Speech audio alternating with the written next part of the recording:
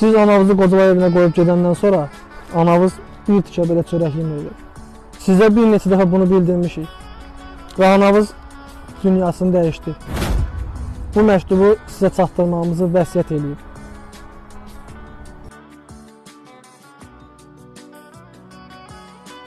Salam oğlum, ümid edirəm yaxşısan. Mən yaxşıyam desəm yalan olar, amma əsas sən yaxşı ol. Sən məni bura qoyub gedəndən boğazımdan çörək keçmir. Əslində evimizdə olsaydım, sənə də gözəl yeməklər bişirərdim. Arada evin padvalına gedərsən. Orada sənin üçün dadlı mürəbbələr qoymuşam.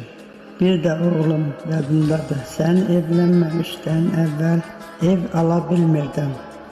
Mən öz pensiyamdan kənara atıb, sənin üçün pul yığmışam. Az da olsa o pulu məndən qəbul eləyərsən. Məni çıxartdığın evi də sənə verirəm. Çox istəyərdim o evdə sizinlə mehriban yaşayaydım. Amma siz məni istəmədiniz. Əsas özünə diqqət elə, balam. Gəlinimə de ki, sən xəstələnəndə sənə yaxşı qulluq etsin. Çünki sən qızdırmalı olanda çox pis olursan.